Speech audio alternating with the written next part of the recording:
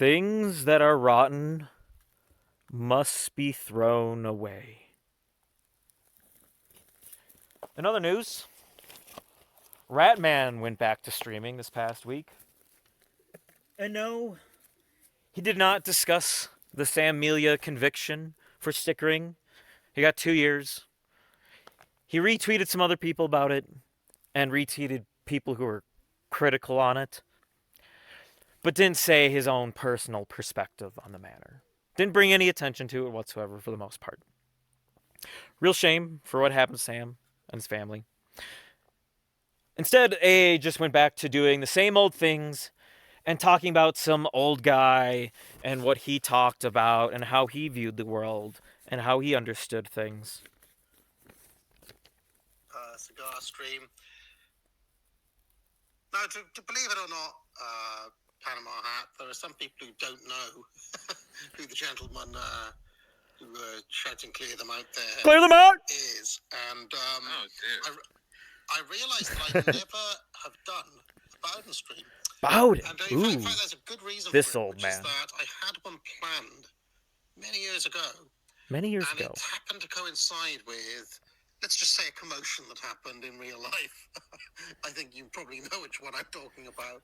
Oh, yes, of course, Panama Hat knows all of what he's talking about. He is an esteemed student of AA and knows all the deepest lore. He can quote him date, timestamp of things that really blew his mind that AA discussed.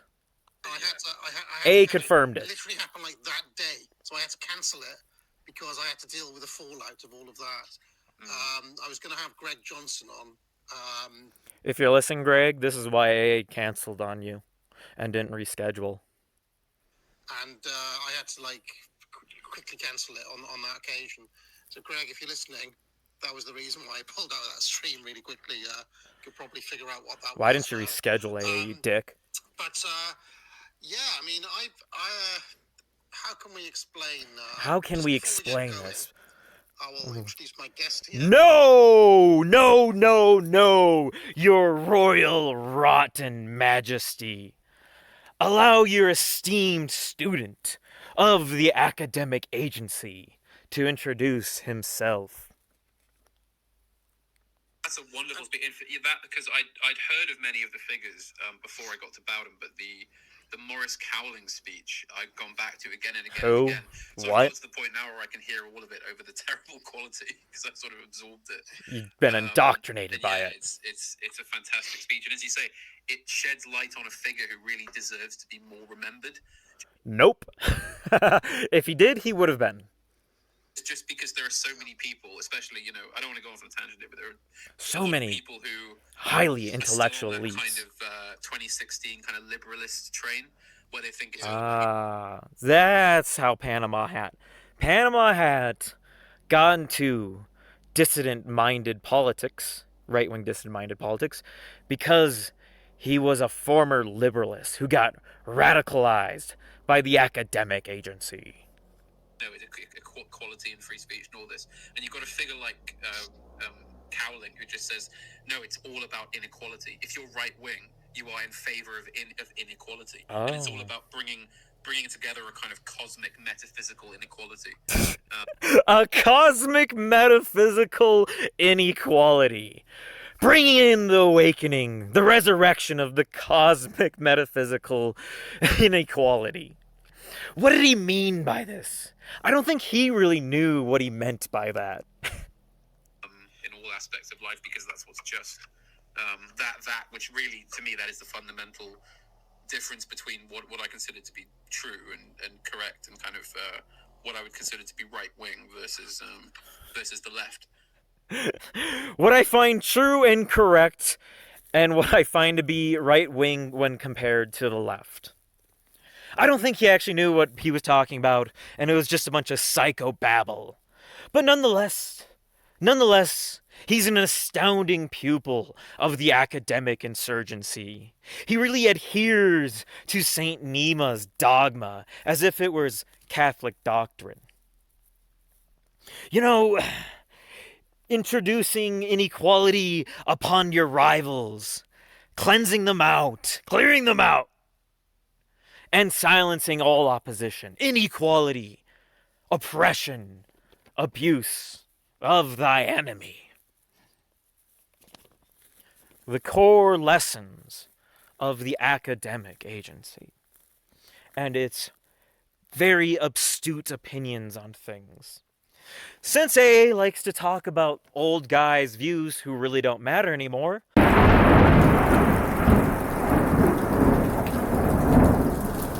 so yes, we're going to talk about AA's worldview. You know, I did another video on Adam Green's worldview, but it's important to understand the people and their different philosophical opinions on things before you get into the nitty-gritties of their perspectives on things. So, for starters, AA is an elitist who self-identifies as some type of an elite, if you may say. So he doesn't have time for filthy peasants like Sam. No, his mutuals are of a higher caliber.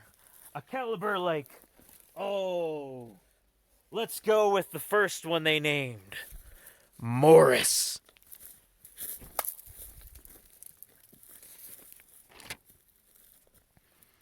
And who are these other elites that AA has a high regard of respect for? Of reactionary thought in general. You know, this is his kind of extremists, you know, his Evelo and his Carlyle and Carlyle. Evelo. I'm just having a look in the extremist book now. Mishima, The real extremists in books. Debbie, Heidegger, you know, D'Annunzio. D'Annunzio. That you know, the action. What's his name? Charles. Charles. Yeah, Maurice Cowlin, who's basically a forgotten figure, really. You know, it's just like you're naming all these philosophers that nobody has any idea of. It's not even like the popular ones that are like out there. It's not like, oh, Nietzsche or Plato or this, just all these weird, obscure Enlightenment like philosophers. So, these are the real arbiters in directing society. Not some chimney sweepers who went out stickering. No, the real arbiters of society are intellectuals, the real men who can save Britain from its looming demise. Let's see. D'Annunzio, let's take him out.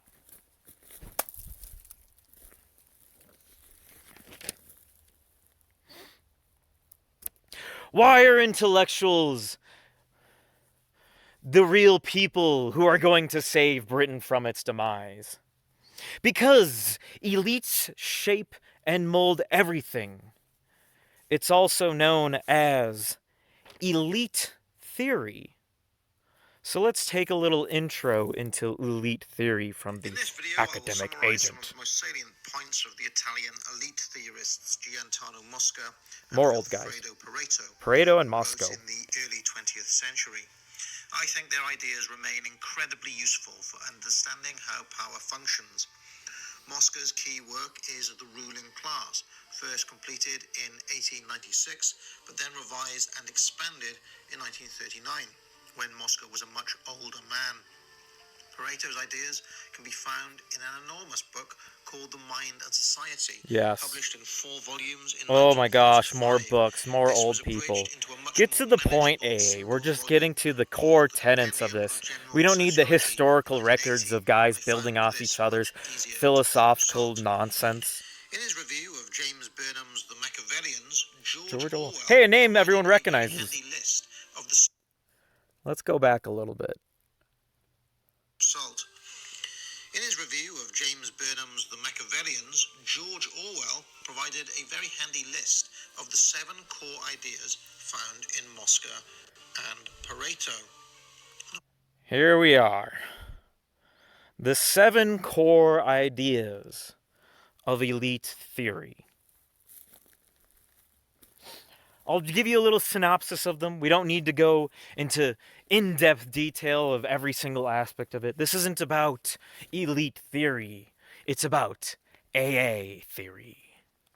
Well, the theories I have on AA. The theories I have on AA. Sun's going down. I want to finish this video. Deal with it. So the first one, it says progress is largely illusion. They're not talking about progress in general. They're talking about social progression, like equality within society and everyone having the same access to things and food and material wealth and blah, blah, blah.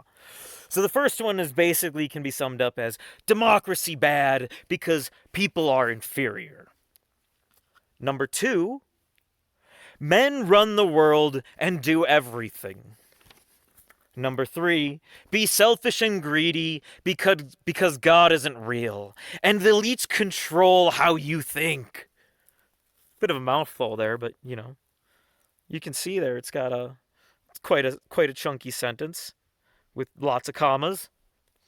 The fourth one, all groups are driven by self-interest. Number 5, politics is a struggle for power.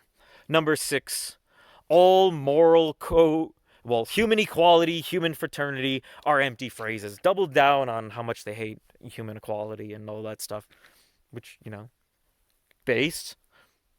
And number 7, the most intricate of them all moral codes are idealistic conceptions of politics. All visions of a better society in the future are simply lies, conscious or unconscious, covering the naked struggle for power.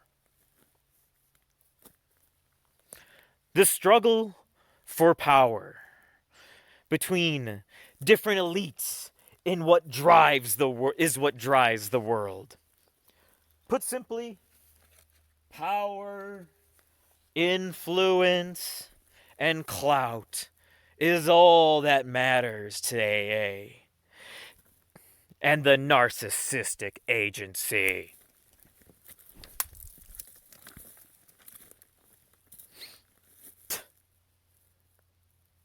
So that's it. That's the core tenets of elite theory. There really isn't much else to it. There's other people's unique writing and concepts and thoughts, but those are the main doctrine that all elite theorists can agree on. The core tenets of an elite theory-minded person and what they hold as high and mighty scripture. Muska!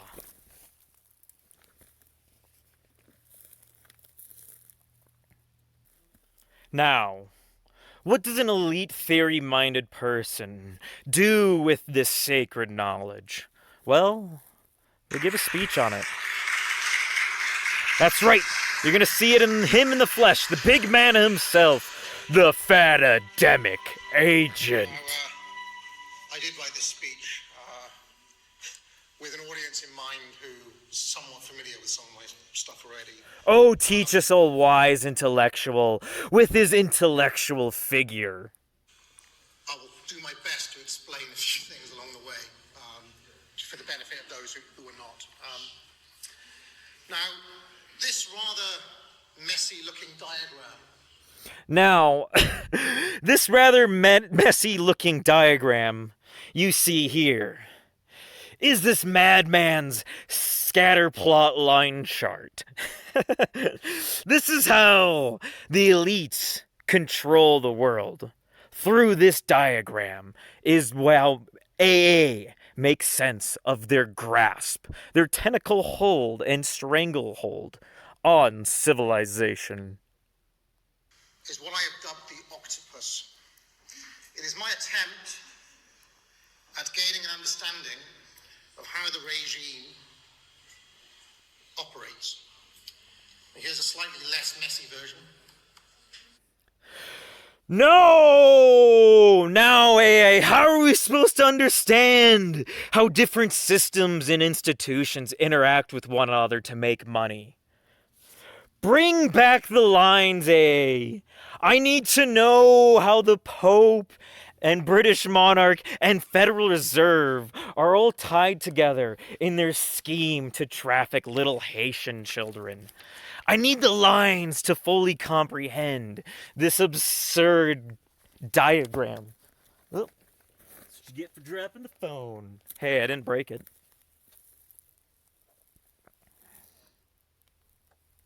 Flip it the right way.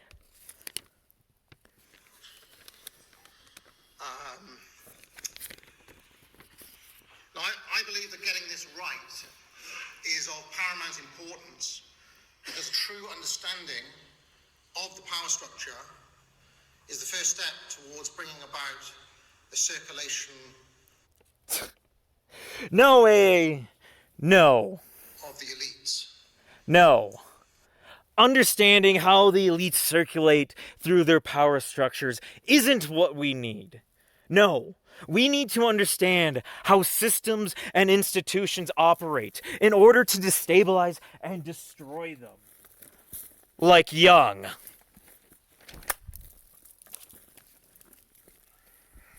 That's what we need. Not to focus down on little microeconomics power struggle charts. No, we need to look at big pictures with big things involved because we're in a big problem.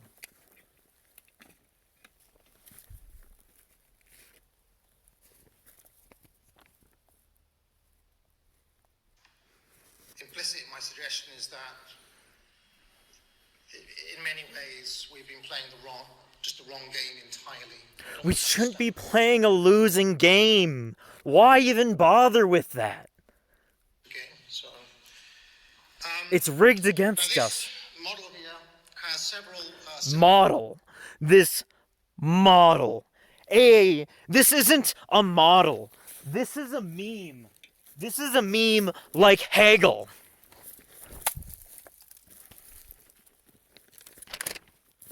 British humor at its finest. Real comedic here, AA, with your model. I can't believe he's actually serious about it. He went in there serious with that diagram.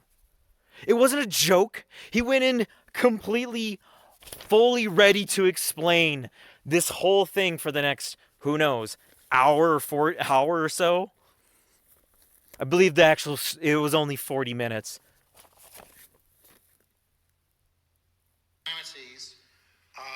With a model put forward by Curtis Yarvin, some of you may have heard of. Oh yes, Yarvin. Influenced my thinking. It also differs in several very crucial respects, which I will tease out in a moment. Teaser. First, I'm going to outline. I'm better than Yarvin. Assumptions that went into producing this. Second, I will flesh out some. Yep. He's going to explain this model. Necessary to understand this model. I will say at the very least, he had a good set of steps for explaining a model organized. Third, I will go through each of the 8 tentacles of the octopus and outline some of the ways it differs from Yarvin's model. So, to begin with, we saw this already. 7 points. The core doctrine that everyone follows as an elite theorist. Democracy bad, men rule the world, be selfish, be ruthless, get power, clear them out. Elites decide everything because God isn't real. Culture is downstream from law. Elites decide everything. Let us remind ourselves of 7 key lessons from elite theory as distilled in my best-selling book, The Populist Delusion. I'm sure many of you are shocked that this self-flatulating, huffing, fedora-tipping neckbeard wrote a book about why populism is a fraud. But this should be no surprise. AA has no time for the simple commoners. He wants to convince elites that he's right by telling them they are better than everyone else, so they give them the most of their money. As much of their money as possible. Truly, the best strategy for any entrepreneur is to trick dumb wealthy people out of their cash. Still available from all good bookstores. I encourage you to buy it if you haven't bought it. Buy my book. Now, my ancient, obsolete book.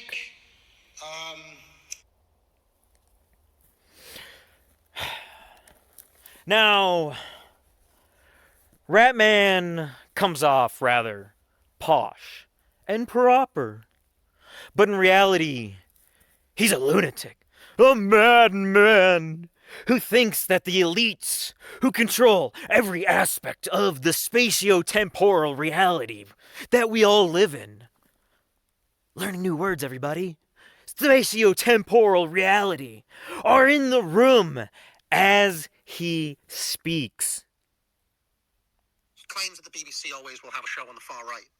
And at one level, it's just because, liberals need to have a boogeyman, but also because the elites like to keep an eye on what the Vanguard is saying. The Vanguard? Which Vanguard? Who's Vanguard, eh? And, Pat, I've come to realize that's true as well.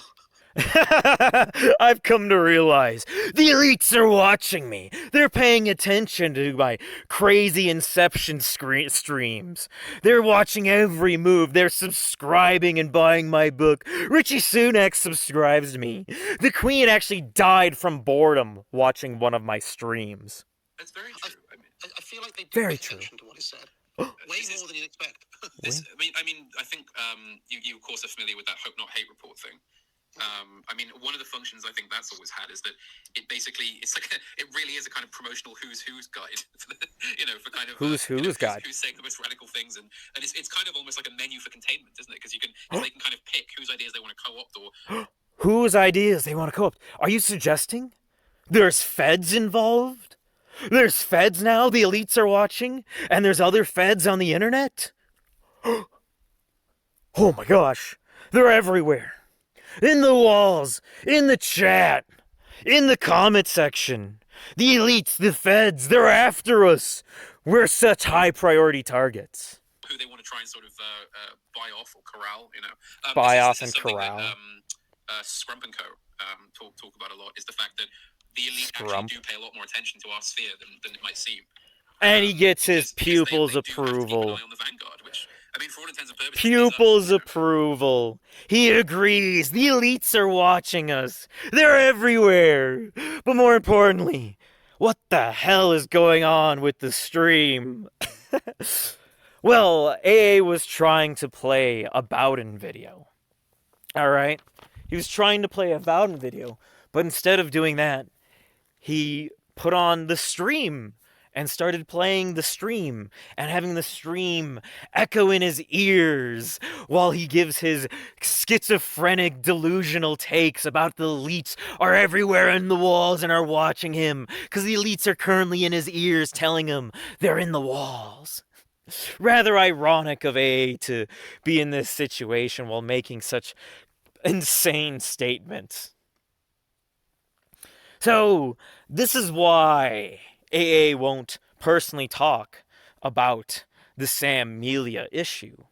Why it almost seems as if it were a death sentence to give your perspective on what just happened to UK dissident politics.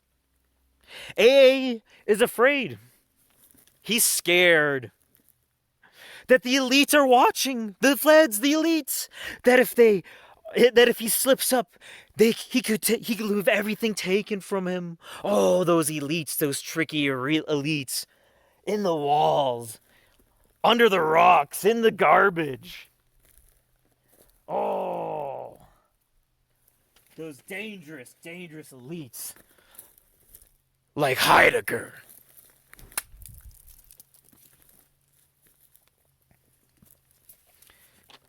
In other cases, Ratman is a coward.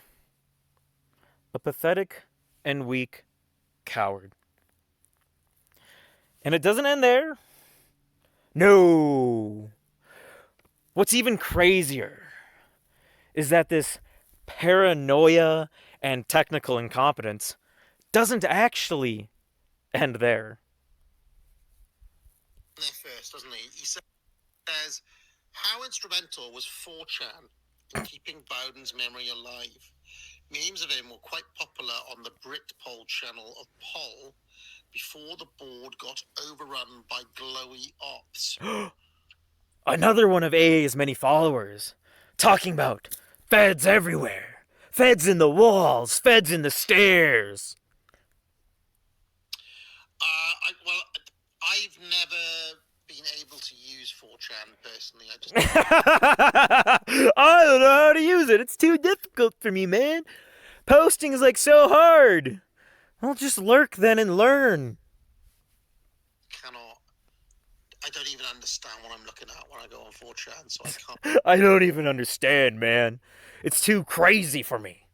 I'm just like sane and normal while I'm talking about all the feds in Britpol and in my chat and talking to me in the walls and the elites watching me. Use it. Have you ever been 4chan user, Hats? Hats, the liberalist. I wouldn't say a user. I used to read threads on there. There's very occasionally you pop up on there. Someone's saying like, yeah, someone's like, is academic agent any good? And then there's like a thread of people talking about it. Yeah. I've never seen his name mentioned. Whenever you put out a new book, there's a thread. But I'm also not English, so I have no business being in Britpol. I just don't understand. I am from the world. I am from the internet of old-fashioned forums. Old-fashioned forums. You mean like 4chan? Where there is a thread with a topic. There's a thread with a topic. And all of the posts are neatly in the topic. Really, like politics, international, or cooking. Vidya? 4chan makes no fucking sense. It makes no fucking sense! If I'm not wrong, it's based on an old Japanese style of web board that they used. You should know, Panama Hat. You use Reddit. Reddit copies the original 4chan layout, basically code for code, except has accounts. To have back in the day. That's why it has slightly weird characteristics. To be fair, I wasn't on 4chan in the kind of golden era. Because you were a liberalist. Or the purported golden era, so I've only known it since it's been filled with hopeless American Zoomers who basically got into it because the media said it was cool, you know. So I don't have much truck for it now. Occasionally you get a good meme on there and that's it. You get all the memes from 4chan. What are you talking about? Like every mainstream meme originated on 4chan, usually Pole. Fun fact. The influence of 4chan on Bowden's legacy. The chap to ask would be Scrump. He's a bit of an expert on. He's a bit of a dork on it. Sorts of things. I would ask him if you really want to know that. Real Redditard. So, yeah. Okay. Yeah. That's something that I just don't. Also, you cannot. You cannot search old threads on. Oh 4chan. boy, Boomer. A has no idea about 4plebs. So if that doesn't let you know how much of an idiot it is, I don't know what will. At least technically incompetent.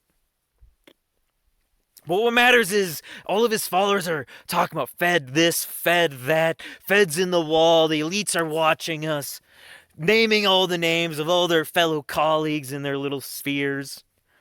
Well, they have a bit of a record, a history of accusing people of being feds all the time. Ratman. There's this really cool account you should follow called Keith Woods. He's like super based. Loved Kanye West and Nick Fuentes hates me. He hates me. You'll fit in. And the guy meme below, Fed. So here he's accusing Keith Woods of being a Fed for some unknown reason. Other than he doesn't like him. Here's another one of his cronies. Legally a dude in a dress. Coming in to help out Poppy AA. Getting all the clowns. Legally a dude. Coming in. Die fair. My leader. Great leader of a nation. I'll say this once. Only once. Keith Woods and Joel Davis are known demonstrable bad actors. Everyone has seen this over many cycles. It's non-negotiable. I don't care if you've bought all my books, been a channel member for 3 years, but bought all my courses, I terminate association. End. That's how I got blocked, by the way. And leave it for the legally has a dick and doesn't work, and legally transitioning on the taxpayer's dole coming in. Send them to the gulag, like real leftists that they are. Got another one. The guy who connects him, Nick Fuentes, PA, Patriotic Alternative, that's what Sam worked with, Patriot Front, the National Justice Party, etc., etc. Openly with his real face, just so happens to get missed by the ADL. Every intelligence report and the entire MSN. Again, accusing Keith of being more of a Fed. So Feds are in the wall, elites are watching the streams. And now we have a good understanding of how Ratman views the world. And it's a rather psychotic mess. I mean, he actually believes he's being gang-stalked by Feds and elites at every corner. Not to mention, his core principles he's mentioned are that these people who are gang-stalking him control every aspect of reality. So you have to ask yourself, where does this belief AA has intersect with his faith?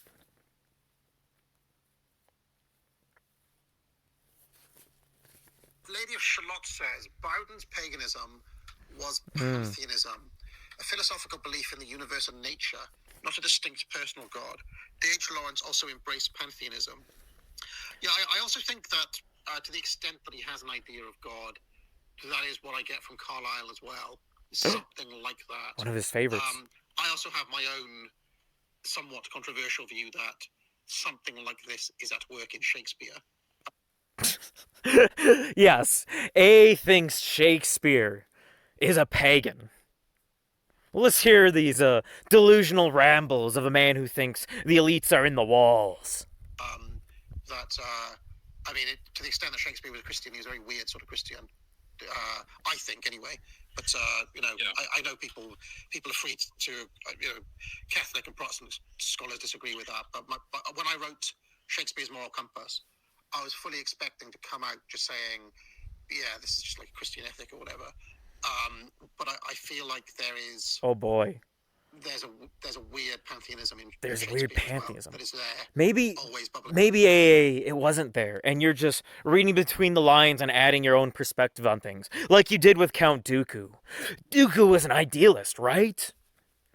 No. And you know what? Shakespeare wasn't a pagan, let alone a pantheon. Under the surface. Sometimes it's explicit as well. I would maintain what I said earlier about Bowden's religious belief being an expression of certain Nietzschean ideals. But I think also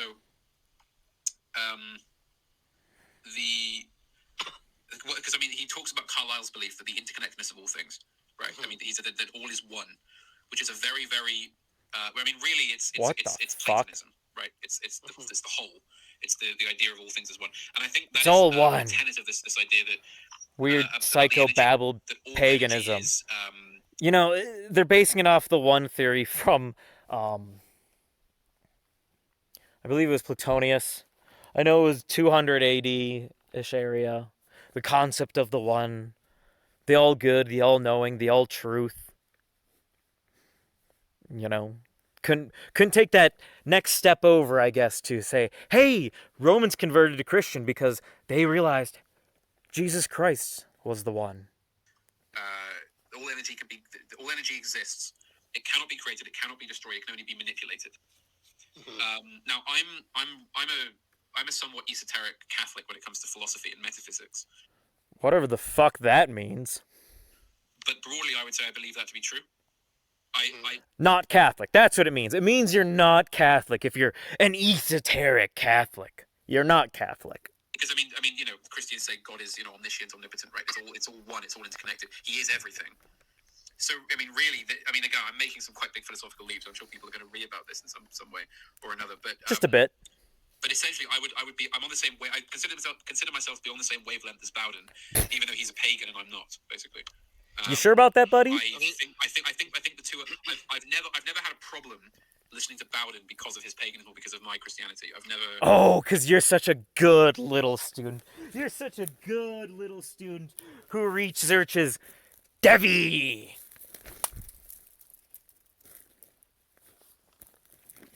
And you know what? You talked about how much you fucking love Carlisle. We'll smack two with that one. Fuck Carlisle also, and his paganry. There's never been a real conflict there. I don't think what Bowden is doing is alien, because you hear some people who are like, internet pagans, and they're just talking woo. Like it's not. They're not. Adam Green, for one. I don't think Bowden is one of those people. It's not that sort of paganism or anything sort of new agey or anything like that. It is an expression of. I bet he would have jumped the boat. He'd jump on the train with Adam did not have an and others attacking Christianity. Contemporary religion. But that's not just it. We have one more clip. I had to split it up. I mean, to the extent that I have religious beliefs, it's something like this as well. Strongly influenced by all these people that we're talking about. Yep. But Carlisle. I had some sense of this as well. Carlisle. Evola is another one of these fucking hippy-dippy freaks. But they're such right-wing philosophers, abandoning the tradition and institutions that made Europe great. Where I struggle with when it comes to actual religion, which I've said many times, is as soon as it becomes doctrinal. Like once you start talking about doctrinal. You talked throughout the whole thing about the 7 core tenets, the 7 principles of elite theory. A theory that you've now added doctrine to, that you hold as mighty, mighty, and true, almost axiomatically true. If I had to describe it in one word, axiomatic. Now I have to believe this thing about Daniel in this bit, or now it's about these totally real stories that were completely recorded, and happened. Yeah, it's a really hard thing to believe in, AA. This thing, that's where I start to lose interest. I actually prefer it to be in some strange way indistinct and left at this. I prefer it to be indistinct and unclear for my own interpretation. It's too clear and direct. It needs to be more vague and acidic-like. Almost at a mystical level. Mysticism! Of course. Where it becomes scripture, that I feel that the how can I put this? The scripture like Carlisle, Moscow. The thing that I find exhilarating in a way starts to drain away, and it starts to be replaced with some other thing, which I find ossifying. That's the only way I can put it. To the extent that I have these. I totally understand it because, again, not to get too far from the subject here, but I grew up in a completely irreligious household. I wasn't. That explains a lot. As a kid or anything the school I went to was broadly Anglican, but there was no real religious instruction or anything. There was no cultural pronunciation with our Christian doctrine and our values. No. That just doesn't happen within people in society who are all the same cluster and community. They don't express themselves in unique ways, in uniquely Christian ways. So I came to Christianity and specifically sort of old-fashioned Catholicism through philosophy. It was when I was studying philosophy at university. I came to it through Aquinas and through Chesterton and various others like that. So the scripture for me, like I never had the kind of dogmatic education in it. For me, it was always the what Tolkien calls the mythopoeia of it. So the mythopoeia. He doesn't take it doctrinally. He takes it mystically. Yeah, you're not a Catholic. You are just a pagan. I would say I'm not what would be called a literalist. I believe in the truth of it, but I'm more. It's more that I just sort of sit back and appreciate the beauty of it. I'm not like I'm culturally Catholic because that's the hip, cool thing to do these days on the internet. Internet Christians and I think Protestants more specifically, they love to have everything be this kind of debate club exercise where you bring up a question and they don't like debating. Like, well, this says this and this says this and this says this and the scripture for this elites don't debate, and they go at sort of a million miles an hour to kind of bury it in rhetoric, which I think is the wrong way to handle religion. I think religion has to be a much more meditative, much more poetic experience, whereby you just kind of have to sit in awe of what's before you, like the shepherds on the mount, seeing the angel and just being like, what the fuck, where there's a grandeur to it you can't really answer. Mm-hmm. And also I'm not arrogant enough to. Can make sense of it. Come on, hurry up, Panama Hat. Gosh, these English, they babble so much. This is the only way I could have clipped it. It's the only way. There's too much in there. I guess I could have stripped out this part or something. Maybe I'll strip this out because it's just, oh my gosh, so fucking Anglo. Such an Anglo discussion. Lecture or try and educate others on my own religion. I don't have enough theology or background in it. I simply submit to God. That's it. Submit to something. I don't know. Submit to AA. It just feels like getting out a book of cricket rules or something. I have no interest in that. They're just making up cricket rules. That's how he described it. Real disgusting shit. It's like, well, in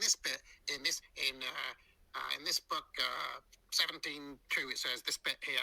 And it's just like, who cares? I just don't care about that. You do that with all of your fucking people's books. Your Carlyle, your Evola, your Bowden speeches. Anyway. For fuck's sake.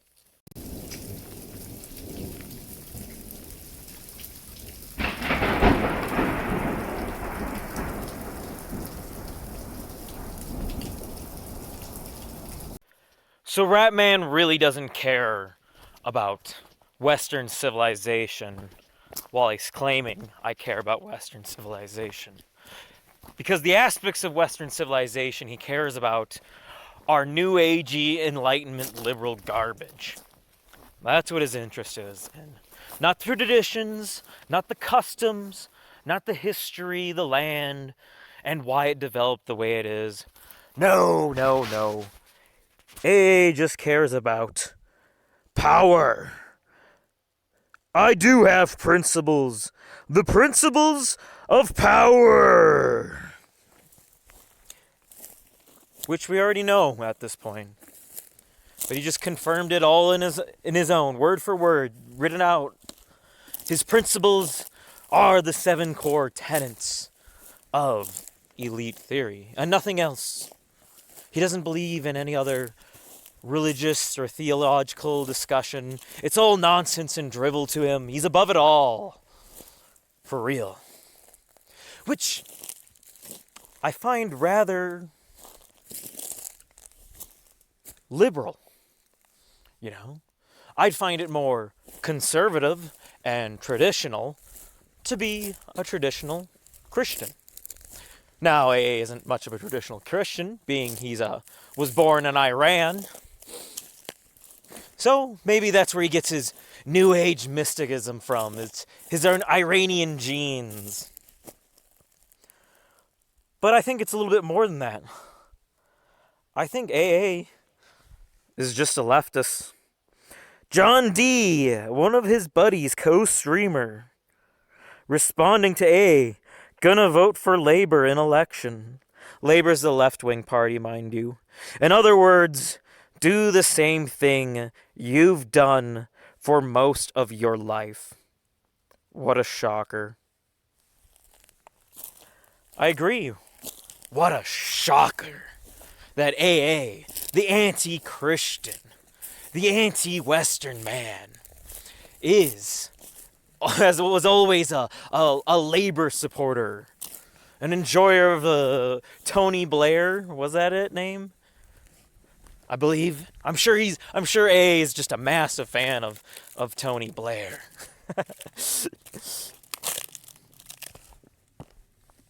His left-wing authoritative rule really changed his perspective on things.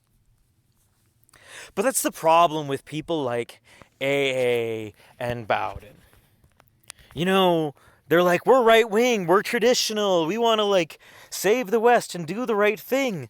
But they can't adhere to the customs and traditions that their forefathers believed in. No! They have to appeal to New Agey Bowden pantheism. But you know what? Bowden's been dead for like 14 years. Maybe it's a little bit less. I don't know when he died. 2012? It's 12 years? And you know, I've never heard about him until when I saw that stream. Do we really need to keep these old failures around? These men who couldn't really get done what they seek to get done? Sure, we can respect them for their, fruition and interest in doing what is right for the West and their people. But do you really have to psychoanalyze every fucking detail of their life as if they are like some sort of prophet? False prophet? I say nay. I say we need to drop these rotten eggs. And I missed one. But it's okay. Because just as we should leave Bowden behind, so should we leave AA.